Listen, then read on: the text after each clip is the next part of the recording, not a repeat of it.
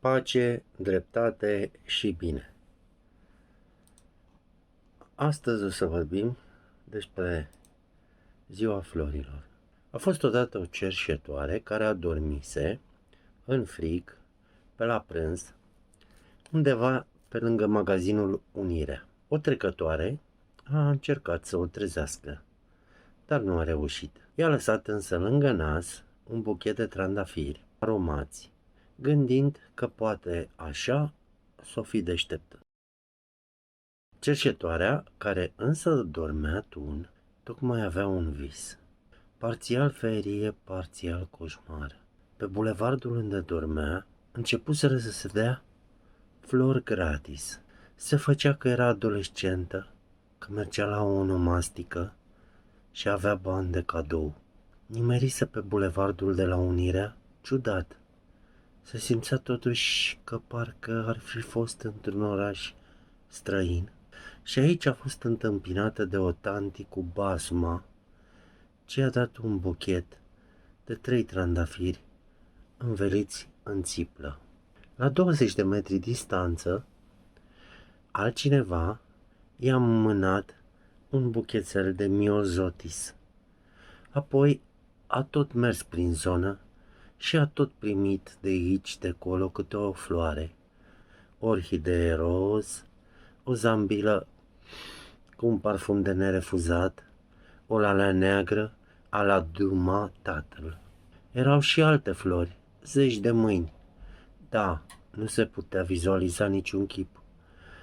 De-a lungul bulevardului, toți s-au întins să-i ofere o floare. Dar câte să ia? Era ușor să primești, dar greu să refuzi. Și pe acel bulevard era o amabilitate și o dărnicie ca într-o zi națională.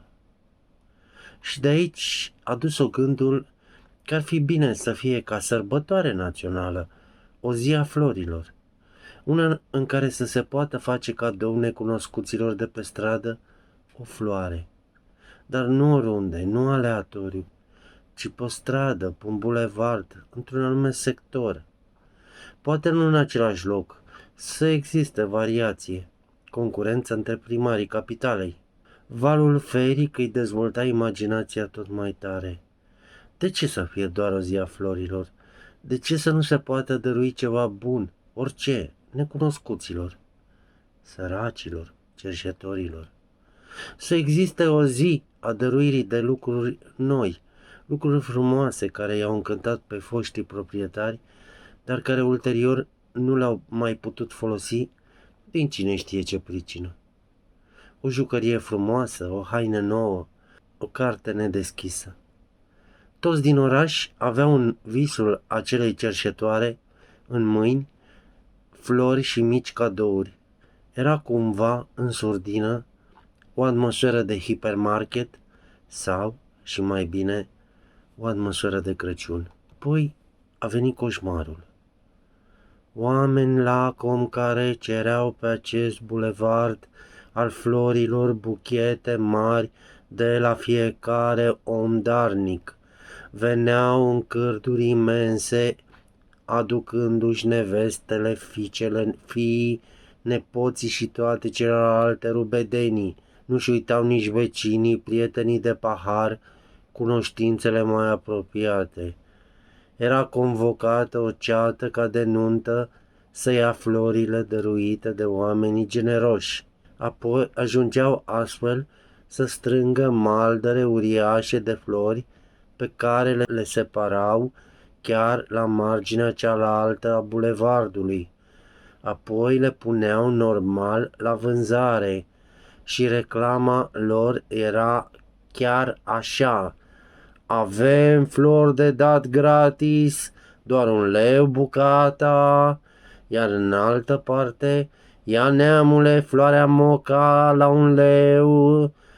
Curând s-au creat acolo 2 pieți de flori la capetele bulevardului, iar zonei cu flori gratis i s-a tot restrâns perimetrul. Oamenii generoși au venit tot mai puțini, negăstorii s-au amestecat printre ei, găseai una gratis, 5 cu plată, prețul s-a mărit, 2 lei, 3 lei, 1 euro. Apoi generoșii au dispărut cu totul, nu au rămas decât negustorii. Da, despre acel bulevar se dusese vestea în toată lumea. Agențiile de turism îl dădeau ca obiectiv principal al Bucureștiului, dar când veneau străinii, simțeau o mare dezamăgire. Bulevardul bucureștean era doar un alt talcioc de flori, de obicei desperecheate, destul de urâte, nimic mai mult. Nu exista nimic din generozitatea, din lumina, din frumusețea dăruirii, din inimă, prezentată luxuriant în prospectele publicitare.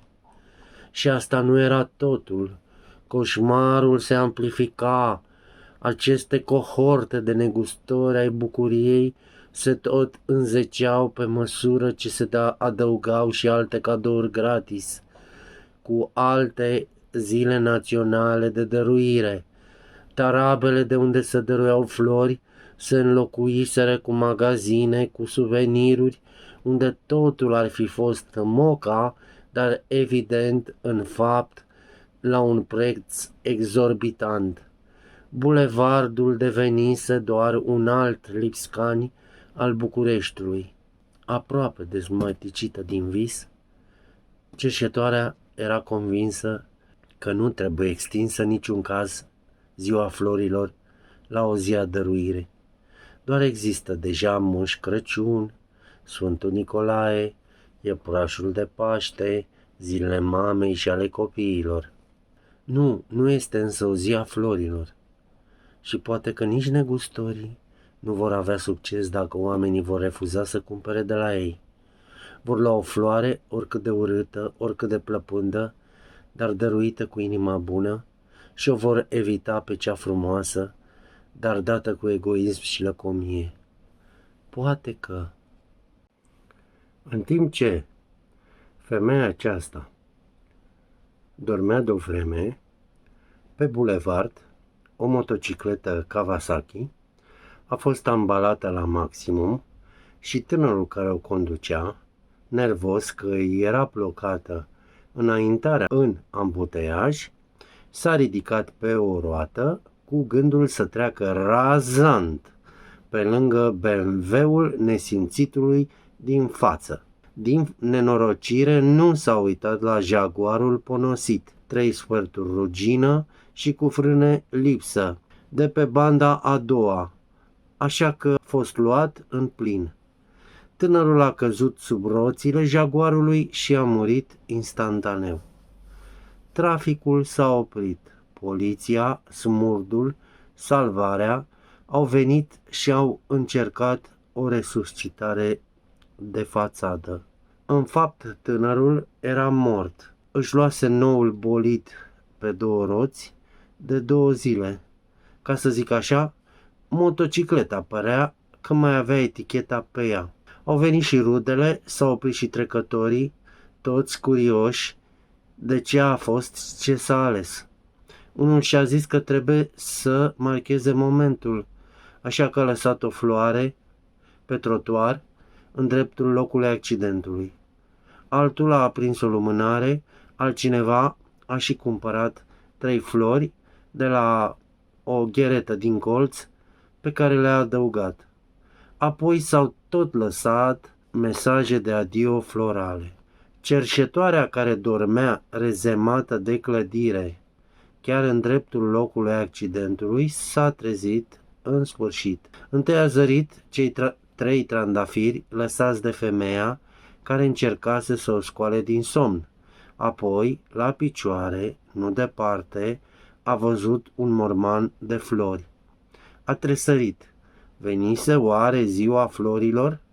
În realitate, atunci și-a dat seama că nu-și dorea, de fapt, niciodată o asemenea sărbătoare, deoarece e întotdeauna însoțită de chipul morții. Cu aceste gânduri, rapid uitate, femeia s-a trezit de-a binelea și a scos din paporniță o sticloanță de săniuța din care a tras un gât strajnic.